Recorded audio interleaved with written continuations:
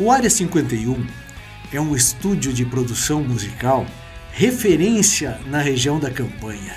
Localizado em Bagé, o espaço conta com salas controladas e acusticamente tratadas, garantindo assim uma melhor qualidade de som.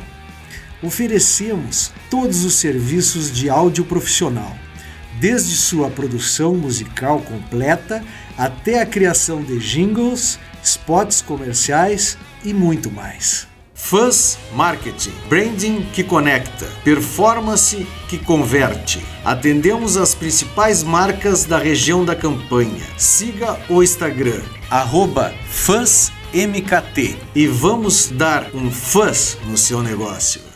Na Pepper Club, você encontra as melhores camisetas das lendas do rock, com envio para todo o Brasil. Vista sua paixão pelo rock. Pepper Club. Começando o 19º Conversas na Fronteira, o nosso convidado de hoje é o produtor, roteirista e diretor de cinema, e algumas cositas mais que nós vamos falar ao longo da entrevista, Luciano Lima. Tudo bem, Luciano? Tudo bem, Ricardo. Um prazer estar aqui. Obrigado pelo convite. Eu que te agradeço. Olha só, a gente começa, quando eu te falei, o entrevistado, quando vem pela primeira vez, a gente faz uma mini biografia, e aí tu é natural daqui de Bagé. Sou nascido aqui. Tá bem. E quando é que veio para ti o desejo assim de te tornar diretor de cinema, produtor de audiovisual e escritor também, né? Sim. Comecei com a escrita, né? Porque assim, foi um processo que levou anos, né? Eu me tornei roteirista para conseguir vender meus livros, aí comecei a dirigir para conseguir fazer meus roteiros, né? Comecei a produzir para poder dirigir. Então assim, foi uma coisa que levou a outra, né? Eu tava no quartel, era o meu... Tu tinha 18 anos? Eu entrei como refratário, entrei com 19. 19. E aí eu tava no meu, acho que terceiro ano, quando eu lancei o livro Herdeiros do Caos, né? Que a minha esposa, na época era minha namorada, ela falou assim pra mim, que a minha ideia era vender só nos Estados Unidos. O William Lagos tinha traduzido para mim para inglês, né? E aí eu tinha colocado na Amazon lá, e assim pelo Kindle, né? Que aí vendia de forma digital. Sim. Só que era aquilo, em um mês vendia um exemplar, né? Devagar, assim. Isso, tá? A Amazon colocava ali para, né, distribuir assim para as pessoas, tipo o que o YouTube faz, né? Tu lê alguma coisa similar e a Amazon ia lá e mostrava para a pessoa, se você se interessou nesse, pode se interessar nesse aqui. Então assim, era muito fraca as vendas ali. Sim. E aí a minha namorada, quem sabe, tenta, né, lançar aqui aqui em Bagé mesmo, fazer, né, pro pessoal, daqui a pouco cresce essa história. E aí eu fiz um trailer, né, um book trailer com o Bebê, que é um editor aqui de Bagé. Colecionador de action figures. Isso, exato. Colecionador, quer dizer. Exato. E aí a gente, né, eu lancei a HQ, o desenhista, né, do trailer foi o Lucas Del Duca, um amigo meu que é arquiteto, mas faz desenhos assim, né, artísticos muito bonitos. E aí o pessoal começou a se interessar, começou a ter um público em volta dessa história. E aí eu peguei esse trailer e enviei para várias produtoras com ali algumas críticas, né, do pessoal que leu. E aí uma produtora de Porto Alegre se interessou em adaptar a história. E aí eu viajei a Porto Alegre para conversar com eles. E aí eles me falaram assim, Luciano, a gente tem um orçamento de R$1 milhão para levar isso daqui para o cinema. O que tu acha? E eu acho que não vai funcionar. Porque assim, a história do livro ela é muito complexa, tem muitas cenas que se passam numa ilha cheia de equipamento futurista, porque, né, tem muita coisa de ficção científica na história. Né? Então, ia, mesmo com esse orçamento, não ia caber no orçamento. Exato. Assim, o cara ia fazer um Transmorphers. Um filme B, ia fazer um filme Z. Né? Ia fazer um filme Z que tu ia ver ali aqueles efeitos especiais. Sim, só faltava o cara tá de verde. Sim, né? tosco. Aí eu, cara, não vai funcionar, mas assim, eu faço uma proposta pra ti. Tu gostou do universo desses personagens?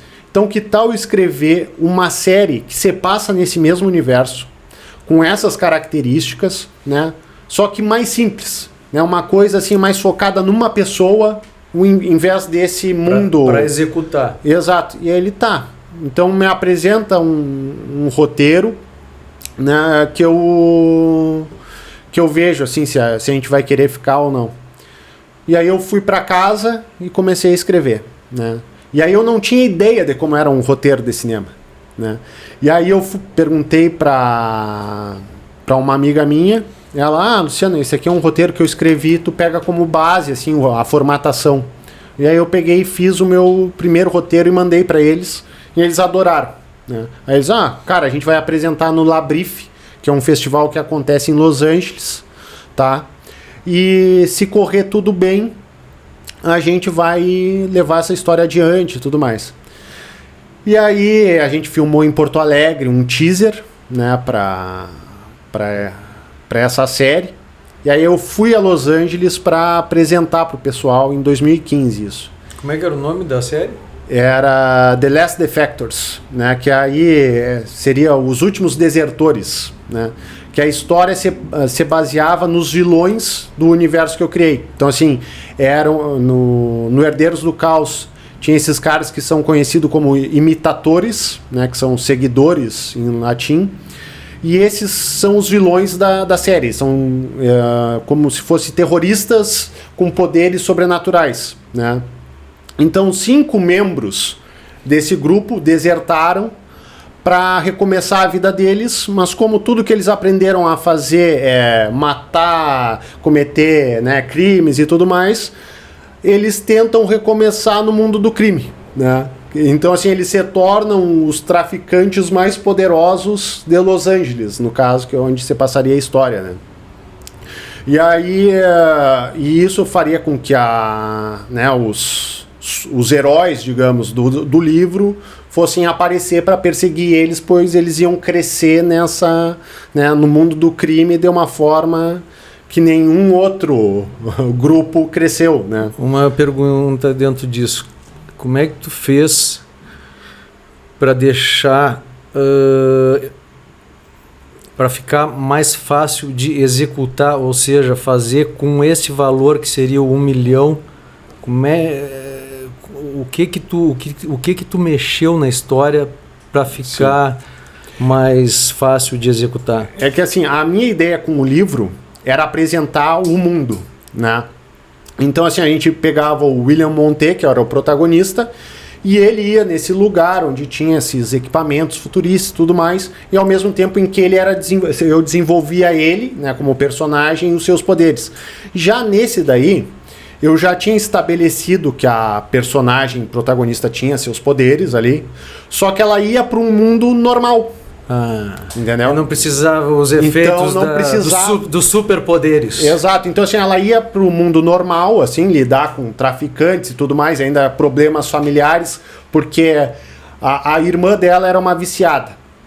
Então, ao mesmo tempo que ela tentava afastar a irmã dela das drogas, ela tentava ingressar com o seu grupo como traficantes ali para terem um lugar. Bem respondido. Ficou mais fácil de fazer porque não tinha que fazer seriam uns CGIs assim, os superpoderes. Exato. Okay. Então assim, era esporadicamente onde assim, por exemplo, eles estavam numa situação de risco que eles tinham que demonstrar os poderes, mas era assim, pontualmente. Né?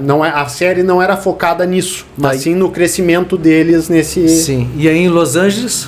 E aí em Los Angeles a gente fomos apresentar... Que ano, tu te lembra? 2015. Só que assim, o produtor, né, que foi comigo, ele foi muito mal na apresentação, né, do projeto para as emissoras. né? Então ali tinha a Sony, tinha Netflix, tinha representantes de vários.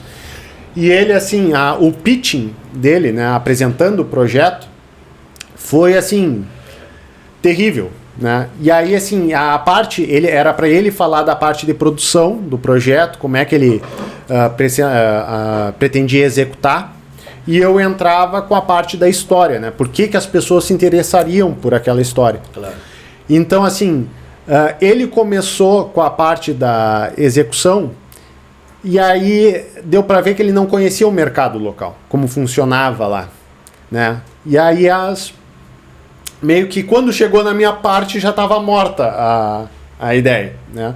Ainda mais que a gente estava, entre aspas, concorrendo com grandes diretores brasileiros, produtoras brasileiras, né? Então o projeto ficou estagnado por um bom tempo, até que ele conseguiu um orçamento para gravar de novo em Los Angeles um teaser. Aí o teaser que ele gravou em Porto Alegre, ele ia gravar em Los Angeles, né? E aí nisso ele conseguiu várias atrizes para o projeto, né? Algumas atrizes já estabelecidas lá nos Estados Unidos. Uma era a protagonista da novela Days of Our Lives, né? Que é uma novela famosa nos Estados Unidos. Até o Joey Tribbiani, do Friends, daquela série, né? É a novela em que ele atua na ficção, né? E aí essa atriz ia ser a protagonista do teaser, gravou tudo mais. E aí até a Letícia Bircoy que é uma modelo brasileira gaúcha, foi no programa do Danilo Gentili, no De Noite, falou da série. Então, assim, parecia que no outro dia a série ia acontecer, né? Só que acabou ali, ele com o canal ali que ele estava negociando, não fechou. E aí os direitos voltaram para mim.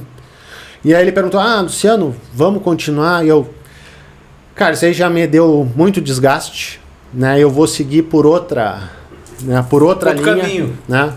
E aí nisso eu já estava com uma vontade de sair do quartel, porque eu já não me via mais no exército. Eu estava me sentindo vivendo aquele filme aquele Feitiço do Tempo, sabe? O cara vivia o mesmo dia todas as vezes. Bill Murray. Exato. E eu assim tava, cara, todo ano era igual, né? A mesma coisa. Agora 2016 vai ser o meu último ano, né? E aí eu saí do exército e comecei a estudar para entrar na UCLA. Aí eu passei na prova de proficiência em inglês, né? E aí fui lá para cursar o Developing and Producing of Cinema, né? Que pega desde da base de um filme até o final, né? E aí porque eu queria saber tudo, né, dentro dessa linha, né? E aí o curso era de 1 ano e meio, mas eu tive aula de segunda a sábado para conseguir fechar em 1 ano, né? Porque intensivo. Exato, ainda mais porque enquanto eu estava lá o dólar subiu, né, radicalmente. E aí o cara, eu tenho que em 1 ano terminar esse curso. Tu só estudasse lá ou chegou a trabalhar lá para te ajudar um pouquinho mais nas finanças? Não, assim, eu trabalhei na produção de um curta-metragem, né, de uma brasileira, e eu escrevi o roteiro, e essa daqui foi a terrível. Eu recebi uma ligação, né, de uma atriz, e ela assim, o diretor fulano me recomendou o teu trabalho, não sei o que, ele vai trabalhar conosco aqui, e eu queria que tu desse uma olhada na minha história, né, que eu quero gravar. E aí ela me mandou o roteiro, e era assim, horrível. Porque assim, isso daí tem muito com atriz e ator. Quando eles estão produzindo um filme, eles querem no filme rir, chorar, eles querem bater, apanhar, eles querem sentir todas as emoções possíveis, mostrar assim, cara, eu faço tudo, eu domino a arte do cinema. Exato. E aí ela falou assim, eu quero que tu dê uma olhada nesse roteiro. Eu, cara, li assim, aí ela marcou uma reunião comigo, eu fui lá e olha, vou ser sincero contigo, a tua personagem não faz sentido. Tu tem um curta-metragem de 20 minutos aqui, e a evolução dessa personagem nos 20 minutos é muito drástica, ainda mais pelo que ela percorre nesses 20 minutos, entendeu? Então assim, não faz sentido da onde ela sai para onde ela chega, né? E aí ela, nossa, então assim, o que pode fazer? Aí eu dei umas ideias, né, ali, né, gratuitamente. Sim. Aí ela assim, eu quero te contratar para ser o roteirista desse projeto. E eu, não, perfeito. Até porque o diretor fulano que te recomendou e ele vai ser o diretor do... Tá. Cara, e aí eu comecei a escrever o roteiro em cima do que ela queria ali. Que era uma história de uma mulher ligada a uma facção criminosa, né? Era uma história assim, mais... que começava com ela ajudando o namorado... E aí, no fim, ela se livrava, digamos, do namorado, que era o peso que carregava ela para baixo, assim, né? Ela tava nessa facção por causa do cara e ela queria seguir o sonho dela de ser dançarina, né? E tinha... Era uma história, assim... como é que eu vou te dizer? Meio B, né? Mas esse trabalho aí te ajudou porque o dólar tava lá em cima e tu ganhou uns trocos ali. Mas aí, assim, mais ou menos. Seguir na UCLA. Porque assim, ela me pagou a entrada, né? Porque ainda bem que eu falei assim, tá, 50% antes, 50% depois, né? Aí ela me pagou a entrada, tá, eu escrevi o roteiro, fui em todas as reuniões. E aí eu terminei e apresentei o roteiro para ela. E ela, nossa, excelente, chegou a chorar, né? Nossa, ninguém conseguia, né, tirar essa história do papel e eu vi que agora tu, né? E eu, que beleza. E a segunda prestação? Aí a gente foi se reunir com o diretor, esse que recomendou o meu trabalho. Cara, acho que o diretor chegou, pegou o roteiro, né? Quero umas mudanças. Aí a primeira, assim, ele... Aqui, ó, por exemplo, eu quero uma música no início. Porque ela é uma dançarina, então assim, tem que começar com ela dançando. E aqui, ó, eu acho que ela ainda tem que estar de bem com o namorado dela. E aí ele começou a fazer mudanças estruturais no roteiro que acabaram assim, não fazendo sentido nada. Sim. Né? Eu assim, cara, se ela vai sair daqui, né, da onde tu quer que ela saia, ela não pode chegar aqui. Né? Porque assim, ele falou, por exemplo, que ele queria que a personagem tivesse junto com o namorado na cena em que ele ia cobrar um traficante. Assim, mas cara, olha só, pensa bem. Ela é o amor da vida dele. Por que ele levaria a mulher junto para essa reunião com o traficante? Né? Não, mas assim, ó, dá teu jeito. Sabe? Aí eu, cara... E aí tu começa assim, ó, procurar explicações. E aí foi que o cara mudou todo o roteiro, né? E aí, ao mudar todo o roteiro, né, a mulher assim, eu não gostei dessa nova versão. Eu, tá, tudo bem, mas a minha parte eu fiz. Eu te entreguei um roteiro pronto, tu tinha direito a uma refação, assim, a que eu refizesse, né, o material uma vez, e tá aqui refeito, né? Agora, e tá refeito por causa que o teu diretor, né, sugeriu esses pontos, né? Deu pitaco em tudo. E ela, pois é, eu acho que então tu tem que cobrar dele o restante do valor. Barbaridade. E eu, não, mas peraí, mas o acertado foi contigo. Tá, não, mas eu não acho justo eu pagar o restante se ele te sugeriu essas modificações. Cara, no final, não me pagou a segunda prestação no roteiro, né? Então, porque me ajudou, entre aspas, né? Essa produção. E aí, no final, ela acabou demitindo esse diretor. E aí, acabou chamando outra equipe. E aí, a outra equipe fez um filme totalmente diferente do que ela queria, né? Aí, no final, ela já não era mais... Ela estava num manicômio. Era uma história totalmente diferente, né? E eu, tomara que pelo menos essa história dê certo, né? Porque, vou te dizer, era outra história. Bueno, voltando a UCLA. Aí tu já estava no terceiro... Quanto tempo tu ficou? Era 1 ano e meio. 1 ano e meio eu fiquei 1 ano. Tu ficou 1 ano. Que eu fazia aulas de segunda a sábado, né? Para conseguir fechar o o tempo, assim, né, necessário. Tá, e eu vou te perguntar uma coisa, como é que era, tipo, por exemplo, tu cursou Direito. Isso, fiz Direito na Urcamp. Na Urcamp. Qual é a diferença que tu viu da Universidade Norte-Americana, da UCLA, para uma faculdade brasileira aqui na Rainha da Fronteira? Primeiro a estrutura, né? Assim, quando eles chamam lá universidade, é uma cidade, né? Lá, então, assim, eu tinha aula num prédio, aí praticamente tinha que pegar um ônibus para ir para a aula que era no outro, né? Então, assim, era... Realmente a estrutura lá é imensa. Eu tive nos Estados Unidos quando eu era bem jovem e na minha época, eu acho que deve seguir, era tudo grande, tudo gigante, assim, né? E Los Angeles, como eles sofrem com terremotos, né? Lá sim. É uma cidade muito espalhada, né? E aí eles pegam isso até para a universidade. Sim. A universidade tu tinha aula num lado, depois tinha que ir lá para o outro, né? Para ter a mesma, assim... Praticamente uma cadeira igual, assim, né? E os professores?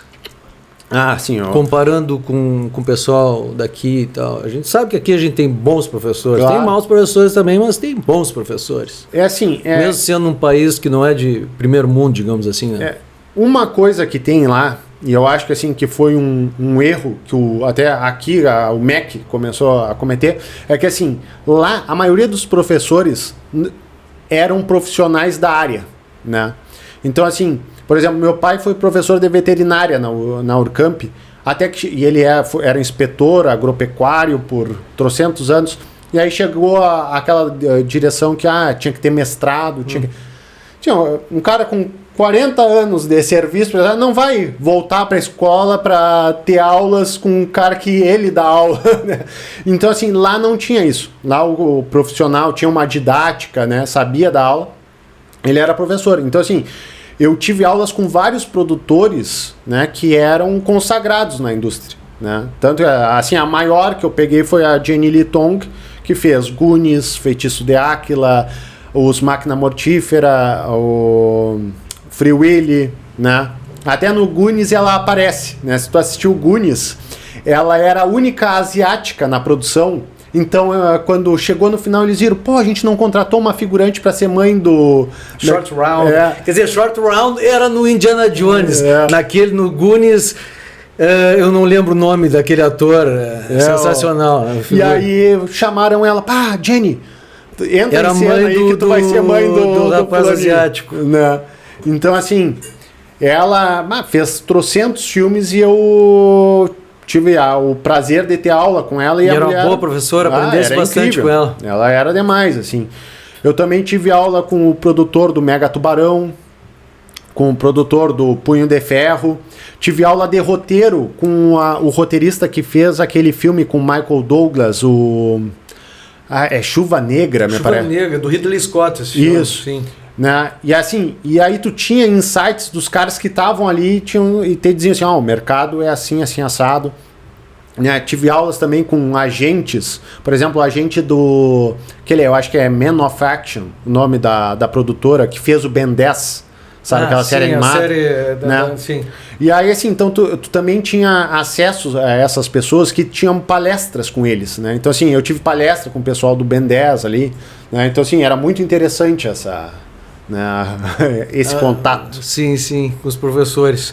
Nós vamos para os intervalos comerciais e já voltamos aqui com o Luciano Lima. Tem bastante história para contar ainda. Intervalo comercial. O Área 51 é um estúdio de produção musical referência na região da Campanha. Localizado em Bagé, o espaço conta com salas controladas e acusticamente tratadas, garantindo assim uma melhor qualidade de som. Oferecemos todos os serviços de áudio profissional, desde sua produção musical completa até a criação de jingles, spots comerciais e muito mais. Fuzz Marketing, branding que conecta, performance que converte. Atendemos as principais marcas da região da Campanha. Siga o Instagram, @FuzzMKT, e vamos dar um fuzz no seu negócio. Na Pepper Club, você encontra as melhores camisetas das lendas do rock, com envio para todo o Brasil. Vista sua paixão pelo rock. Pepper Club. Segundo tempo aqui com o nosso convidado Luciano Lima. Luciano, e aí tu terminou em Los Angeles o teu curso e voltaste pro Brasil. Isso. Lá, né, na UCLA, eu tinha feito 2 curta-metragens, né, e aí eu queria fazer um média-metragem. Então, assim que eu voltei, eu fiz aqui em Bagé o Cronos, a Relíquia do Tempo, né. Assim, eu estava ainda lá nos Estados Unidos, e aí eu já estava conversando com o pessoal daqui, para quando eu chegasse eu já poder realizar um projeto aqui, né. E aí a gente fez o Cronos assim, em tempo recorde, né? Porque eu saí de lá, cheguei aqui, a gente já fez um teste de elenco, e aí conforme as pessoas iam se apresentando, eu fiz uma história levando em conta os atores que a gente tinha aqui em Bagé, né? Eu escrevi o roteiro e a gente já tinha que gravar, porque o Tom Pérez, por exemplo, que foi nosso protagonista, já ia voltar para Porto Alegre, então tudo foi numa corrida, né? Mas, graças a Deus deu certo. E tá disponível? Tá no Amazon Prime Video, né? Para 20 países, né? Aqui, toda a América Latina, Estados Unidos, Inglaterra, né? Então assim, já tá ali acho que há 2 anos, 3 anos, e todo ano eles pedem renovação, né? Então quer dizer que tá tendo uma boa visibilidade, né? Estão visualizando bastante. E como é que funciona o retorno financeiro? A Amazon, na verdade, assim, a Amazon paga para mim intermediária, né? Que é a Encrypt, que é a distribuidora que colocou lá, né? Até a gente chegou lá porque eu coloquei o Cronos em festivais, aí a gente ganhou o Silver Ticket do Festival do Rio de Janeiro. E aí lá a gente foi, né, foi indicado para a Rússia, até a gente deixou de ir não, porque não iria, mas a gente deixou de fechar uma parceria com uma emissora russa por causa da guerra que aconteceu logo em seguida. Né? A gente já estava com um contrato em andamento, e aí eles tiveram que cancelar devido a alguns motivos internos lá. Né? E aí a Encripta, né, nos viu nos festivais, entrou em contato comigo e fez essa oferta para a gente colocar na Amazon o projeto. Aí primeiro foi para o NetNow, para o Claro Now, para Vivo, não sei o quê, e aí depois por último foi para a Amazon. Né? E aí tá lá até hoje. Depois desse trabalho, tu foste já para história em quadrinho, do mangá, ou teve outro trabalho anterior? Não, aí quando o Cronos finalizou, né, a gente ia fazer o segundo com o orçamento da distribuidora. Só que aí eles começaram a ter perdas muito grandes com a pandemia, porque estavam filmando projetos e aí os projetos tinham que paralisar porque alguém foi infectado, ou alguém da direção, né? Então eles decidiram não realizar mais projetos e eu fiquei aquilo. O que eu faço agora, né? Se o Cronos não vai para frente, né? E outros projetos cinematográficos também estavam. E aí eu tive a ideia de criar o canal Primeira Fila, né? Que começou ali nos 3 primeiros meses, a gente conseguiu fechar os 1000 seguidores, né, para o canal. Canal do YouTube. Canal do YouTube. E a partir desses 1000 seguidores, 1000 inscritos, o canal deslanchou, né? Aí logo foi para 10 mil, para 100 mil, e hoje está com 370 mil inscritos, né? E é um canal que eu falo de cinema, faço análise de filmes, né? E a gente tem uma boa média de visualização. Ali por mês estão pegando agora 2 milhões de visualizações, né? Mas em época que não tem eleição, né? Porque a eleição acaba o pessoal se interessando por outras coisas ali, a gente pega 3 milhões de visualizações, às vezes chega em 4 milhões de visualizações por mês, né? E com isso tu recebe o retorno ali? Isso, exato. De AdSense, também de patrocinadores. Hoje eu sou patrocinado muito pela Manual, pela EBAC, né, que é a Escola Britânica de Tecnologia e Ciências, né? Então isso daí, junto com o AdSense, dá um bom valor, assim, por dizer. Uma pergunta, tu tá advogando hoje em dia ou tu tá vivendo só do teu trabalho artístico? Só do meu trabalho artístico. Na verdade, eu nunca advoguei, né? Na verdade, a minha esposa é advogada e eu sou bacharia, né? Porque eu fiquei como bacharel de direito, né? Não pegasse a carteira da ordem dos advogados, tá bem. Hoje em dia tá meio complicado tirar aquela carteira da ordem, antes era mais fácil. Bom, e aí, o que veio depois? E agora, né, quando eu vi assim que a gente estava tendo muita visualização e o meu percentual no YouTube de engajamento é muito grande, né, várias vezes eu tenho reuniões com o pessoal do YouTube, agora eles têm esses gestores ali para falar com os canais, e o meu, assim, ele gera um engajamento muito grande, o pessoal fica ou é fã ou odeia, né, ame ou odeia, assim. E aí isso me deu uma ideia de começar a criar história, seja literária, seja livro ou seja quadrinhos, e divulgar através do canal. E aí nisso nasceu o Paraíso do Mal, né, que é um mangá que eu escrevi e que foi desenhado pela Vanessa Miranda e pela Caroline Rocha, que são uma é do Rio de Janeiro e a outra é de Goiás, né? E a capa foi feita pelo Márcio Fiorito, que já fez artes para a Marvel, né, para outras editoras grandes dos Estados Unidos. E aí eu publiquei através do canal, né? Eu lancei no Catarse, né? E aí com essa arrecadação, né, a gente vendeu 650 exemplares, arrecadamos 75 mil com a primeira, né, essa nossa primeira tiragem. E ficamos no top 100 das que mais arrecadaram no Catarse, né, num universo que tem mais de 3 mil quadrinhos, né? Então, assim, e junto com a gente nesse top 100 é só editora grande, assim, ou autores já consagrados, né? Então, assim, para nossa primeira, né, nosso primeiro teste, assim, digamos assim, foi muito bem, assim, o quadrinho. E agora a minha ideia é criar uma mídia em cima disso, assim, sabe? Porque é tornar esse quadrinho um roteiro de cinema e fazer um filme, sabe? Então, assim, explorar ao máximo aquela obra ali. Isso. Que está dando certo. E uma coisa que eu ia te perguntar, nesse teu mangá, ele começa como os mangás japoneses, que é do final para... Não, é assim, é só o estilo da arte mesmo, que é estilo oriental. Estilo oriental. Mas a leitura é a mesma de uma HQ. Nacional. Isso. Tá bem. Fala um pouco, e tu tens mais, quais são os projetos agora, além disso de pegar o mangá e transformar em filme? Tu tá focado nisso ou tu já tem outros projetos assim que estão fervilhando assim para o futuro? Assim, agora vou criar um canal secundário, então eu tô contratando roteiristas, né?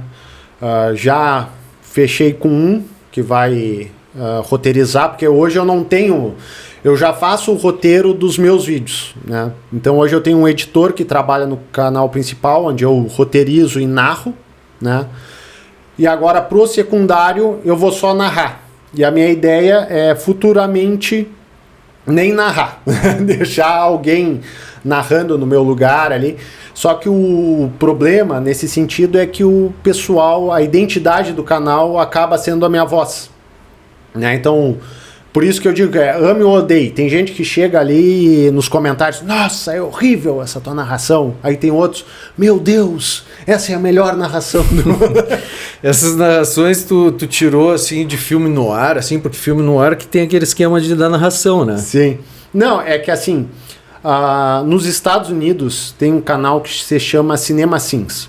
Eles analisam os filmes pontuando os erros, né? Só que quando eu vi o vídeo deles, eu notei que a pontuação que ele fazia não era a mesma que a gente fazia na UCLA quando estava revisando o roteiro de um colega, né? Do que aquilo. E eu assim, tá, mas espera aí. E se eu narrar a história do filme ao mesmo tempo que eu pontuar os erros, né? Não ficar apenas pontuando erros e pontuar da mesma forma em que, que a gente pontuava na UCLA, né? Isso aqui é muita conveniência, isso aqui o roteirista, né, exagerou na mão ali. Se eu fizesse assim, e aí foi o teste que eu comecei a fazer, né? Aí eu fiz o primeiro vídeo, e aí no início tinha 15 visualizações, né? 5 era da minha mãe, 4 era do pai, e aí foi crescendo, né? Aí daqui a pouco, na outra semana, passou para 100, depois passou para 200, depois para 300, e aí o canal cresceu, né? E hoje ali a gente tem uma média nas primeiras horas ali de 30 mil visualizações, né? Em 24 horas chega a 50 mil visualizações por vídeo, né? Então tá tendo um bom alcance, né?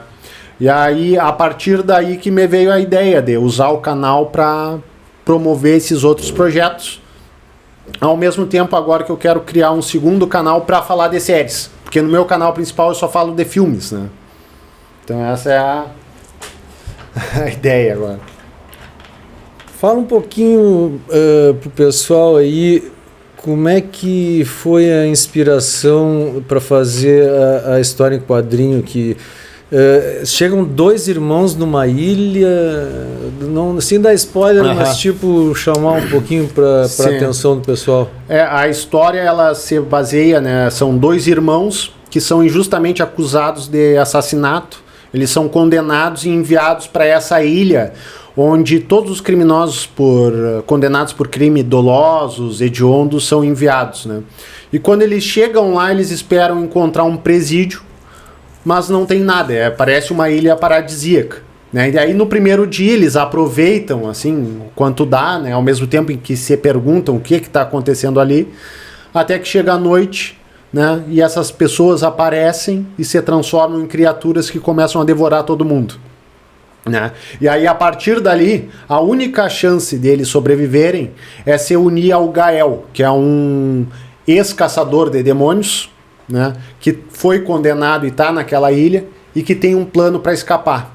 Então assim a gente segue esses 2 irmãos, né, se unindo com esse cara e com outros detentos, né, para tentar sobreviver, né, todas as noites, né. Para formar esse personagem curioso do Gael, tu te baseou em algum personagem da literatura, do cinema ou alguma pessoa que tu tenha conhecido em vida? Não, quando eu criei o Gael, eu estava imaginando muito o Deadpool, né? Mas ao momento em que eu ia escrevendo ele ali, eu fui diminuindo aquele ar mais satírico. E aí se tornou um personagem original, digamos assim, né? Porque tu tem uma ideia quando tu vai escrever, mas o personagem parece que cria vida própria e começa a tomar suas próprias decisões, né? Então, ele se tornou... Na verdade, era pro Gael não ser um personagem tão interessante quanto os irmãos. A minha ideia era focar nos irmãos. Mas acabou que os 3 tiveram um protagonismo na história, né? Aí, tanto que depois, quando a gente estava na campanha do Catarse, eu escrevi um prefácio, né, Os Segredos da Noite, e lancei no Instagram para fomentar as pessoas a irem lá, conhecerem a história do Paraíso do Mal e tudo mais. E aí acabou virando o prefácio da HQ. Então começa esse roteirinho ali que deu 3 páginas, né, contando a origem, digamos, que levou o Gael a ser preso junto com os irmãos. Agora que a gente vai chegando mais para o final do podcast, mas ainda temos um tempo. Eu sempre digo para o convidado, bom, agora tu entrevista a ti próprio. A minha ideia hoje é fazer crescer esse universo, né? Tanto do Paraíso do Mal quanto do Herdeiros do Caos, né? Para, né, poder realizar um filme, poder lançar lá fora esses projetos, né? Então, assim, agora a ideia é essa, assim, para mim, né? Tentar fazer com que esses universos, né, se expandam, né? Tanto do Paraíso do Mal quanto do Herdeiros do Caos, né? E também do canal no YouTube, né? Sim. E com o canal do YouTube tu já tá um pouco entrando na área assim de professor, né? Porque tu ali, e tu não pensa no futuro assim da aula, por exemplo, aqui em Pelotas nós temos uma universidade, uma faculdade de cinema, né? Eu não sei se eu tenho didática para dar aula, assim, ou talvez me faltaria paciência. Não sei, eu hoje eu não penso, até assim, já me procuraram para, cara, tu poderia me dar uma mentoria? Quanto é que tu cobraria por uma mentoria? Coisas do tipo. Só que hoje eu tô focado em realmente expandir esses universos que eu criei. Até hoje eu tô devendo um segundo livro do Herdeiros do Caos para quem leu o primeiro, né? Várias pessoas colocam ali, até no comentários da Amazon, que tá o livro à venda ainda, a versão digital, as pessoas, tá, e o segundo já faz 10 anos que eu primeiro lançou. A gente falou pouco sobre o Herdeiro do Caos, vamos voltar um pouco, porque o Herdeiros do Caos, tu tivesse uma inspiração forte no tempo que tu serviu no Exército Brasileiro. Isso, porque assim, dentro do Herdeiros do Caos tem uma agência paramilitar. Então, dentro dessa agência, eu pude colocar experiências, assim, que eu vivenciei ali, né, como, né, às vezes um confronto com o superior, hierárquico, né, esse tipo de coisa eu consegui transmitir para as páginas, assim, sabe? Como é que essa agência paramilitar não tem nada a ver com, tipo, Soldados da Fortuna? Não, essa agência é porque, assim, nesse universo do Herdeiros do Caos, né, tem pessoas com poderes sobre-humanos que foram descobertos lá pela Segunda Guerra Mundial, né? Então, assim, a partir da Segunda Guerra Mundial foi criada essa agência para rastrear e talvez combater, né, essas pessoas que eles encontrassem, né? Então, a partir daí que foi criada essa agência que é em todo mundo, né? Essa é uma agência assim mundial, tipo a Interpol, assim, no caso, só que voltada para o combate a esse grupo, né, que se originou a partir da Segunda Guerra Mundial, né? E uma coisa que eu ia te perguntar, pretende ficar morando aqui em Bagé? Assim, hoje em dia eu acho mais fácil, né?